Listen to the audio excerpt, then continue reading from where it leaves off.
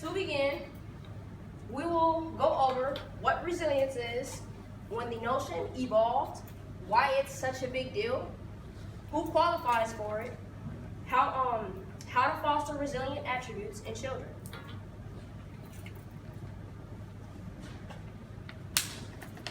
What resilience is? I'm sorry, I skipped over a few.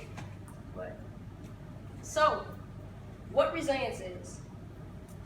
According to the American Psychological Association, resilience is the process of adapting well in the face of adversity, trauma, tragedy, threats, or significant sources of stress. APA summed this concept up as one having the ability to bounce back like these props. To include, resilience is a natural quality within every one of us. APA also states, resilience involves behaviors, thoughts, and actions that can be learned and developed in anyone. Also, Tabibia and Radecki adds that some people are more resilient than others in the face of such stressors. But to reiterate, many skills that make for resilience can be learned. So how?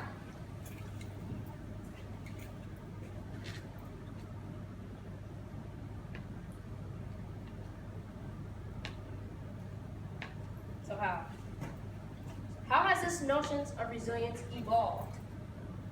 When it began in the 1970s, a few pioneering scientists were, as you see on the board, Luller, Murphy, Gottman, Rudder, Garmenzi, and Werner. We look at the effects of trauma. Here we have this graph provided by Charles Carter, which shows that as time passes, there are 4 initial responses to traumatic events that one can have.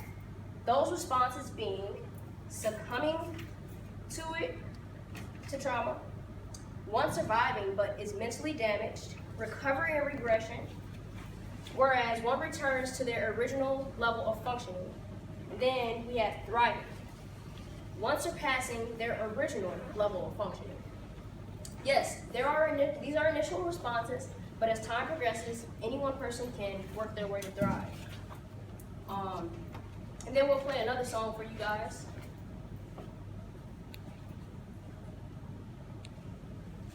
It's such a big deal in human development.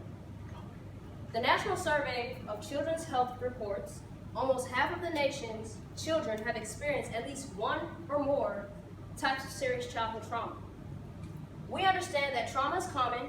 Yes, it is a part of life, but we cannot allow children to give up. So, Zolkowski and Bullock inserts that it is imperative to allow children to maximize their full potential, which is partially why resilience is important. To include, we all know human development lasts through the duration of one's life. Therefore, trauma will not be so much of a burden, but rather a stepping stone in a child's life, ultimately providing them leeway as they travel across the waters of life. We must be able to foster resilience in children. Fortunately, we as adults with much experience in life are the catalysts used in this formula in order for a child to grow fully and flourish in life. We must be able to teach children what to do when the going gets rough. So, who qualifies for resilience? To further expound upon the who factor, the Eric Digest states we are all born with an innate capacity for resilience, by which we are able to develop social competence, problem-solving skills, a critical consciousness, autonomy, and a sense of purpose, as it says on the board.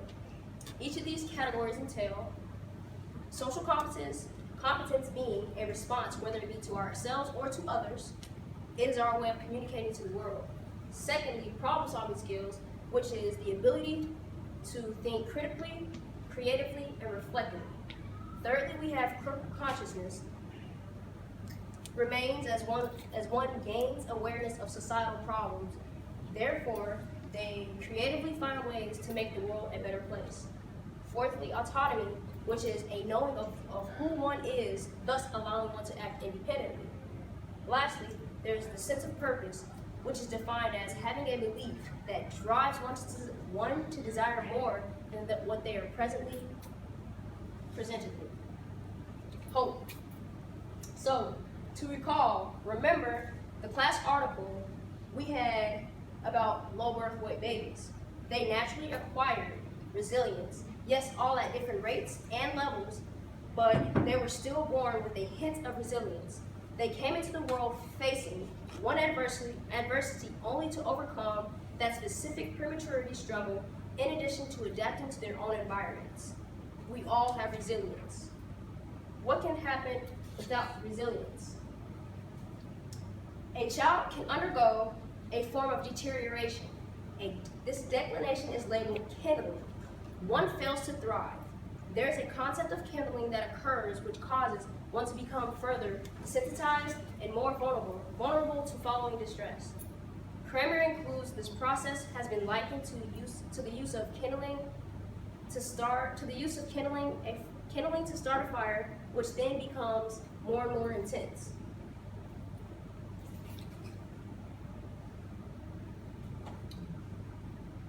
So, how to foster resilient attributes in children.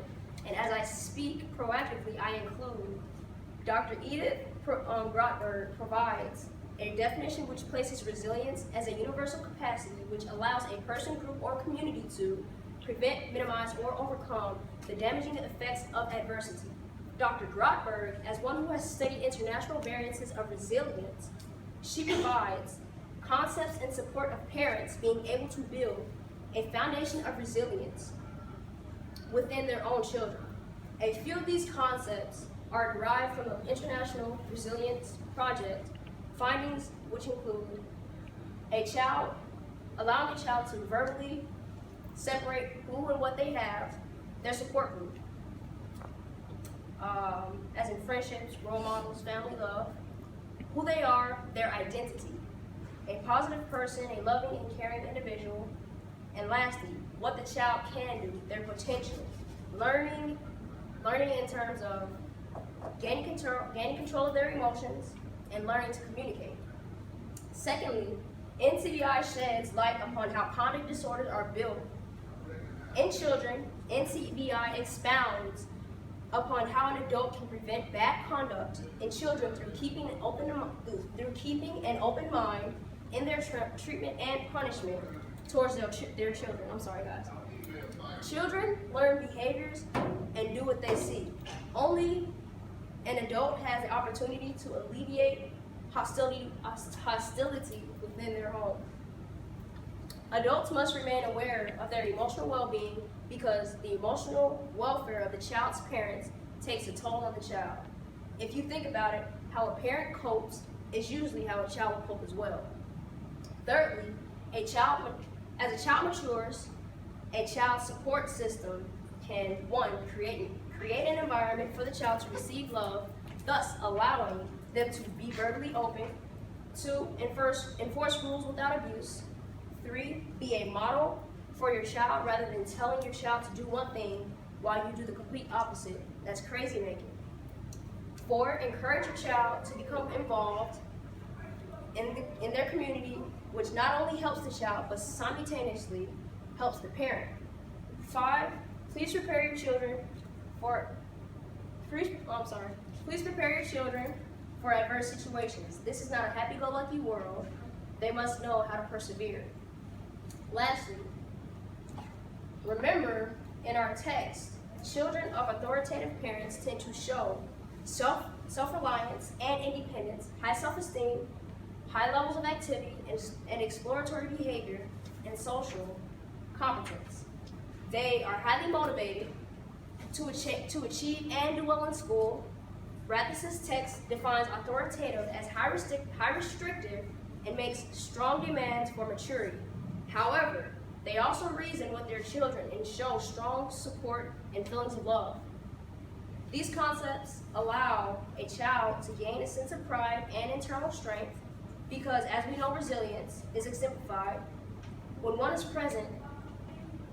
Resilience is exemplified when one is present with adverse situations. So, hypothetically speaking, if you saw a child who could not believe he could achieve a goal, how can you reinforce resilience within that child to let them know that they can do whatever they set to do? Can you, anybody?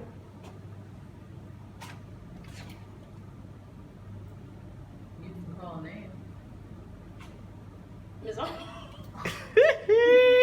Mazan. I contacted you. I messed up. You can use words of affirmation, reassuring the child in its ability to complete a task, giving the child tasks that it could complete in order to build up their self-esteem, things like that. Okay. Jeremy?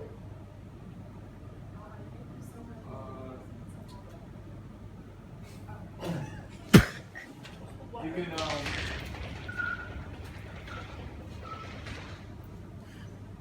you can constantly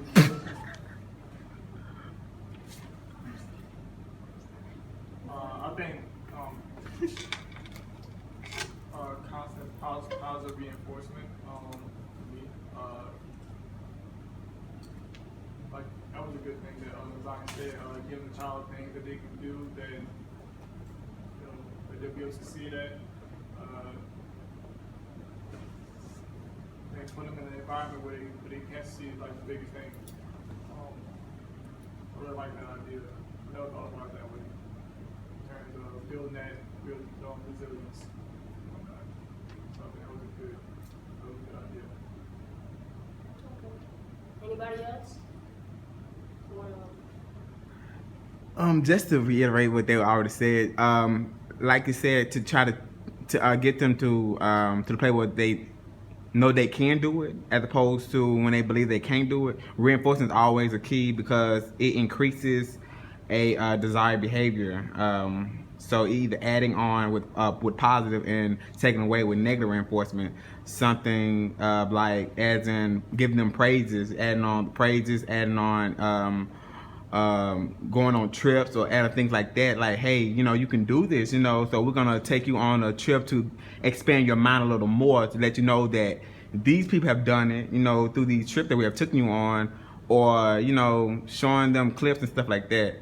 Just to let them know that they can do it, you can do it as well. Just to reassuring that anything is possible, and even taking stuff away like that, like negative people in around you, taking those negative people away that telling you can't do it. Sometimes like family members or even a hassle to children that tell them you can't do this, you can't do that. But taking that negativity away, taking things away to increase their desired behavior, which is getting them to do to the point where they can do it. So taking away those negative people to reinforce that can do attitude. And one way I would do it is I would teach them the lesson about the ball. I'll say you can either bounce back or you can just stick. So. Can we keep these? Yeah, can we keep going? Please. I was thinking about that all day. They want to use it in another workshop. No, y'all can have Taco Bell store. Dollar store. It was just at the dollar store. No, I'm not giving mine back. I'm not giving mine.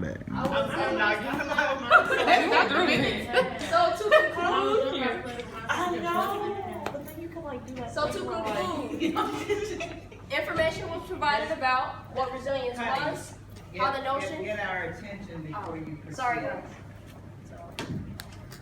So to conclude, information was provided about what resilience was, how the notion evolved, why it's such a big deal, who qualifies for it, and what ways in which we can foster resilience in children.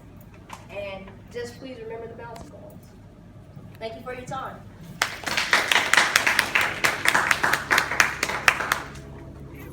Do we get to ask questions or not? Yes, if there's any questions, comments, or concerns, now is the time. Yes, ma'am. Go. How do you find yourself with resiliency? Like, are you resilient? How are you resilient? Oh, that's a good question. In actuality, I find myself that, well, I find out that I don't have much resilience, but I'm actually finding ways to find healthy ways to cope. Like, for example, I'll go on trips to help me build my resilience. I'll expose myself to successful people, and then I'm like, I can be like that person. I want to succeed. So pretty much exposure. So, yes.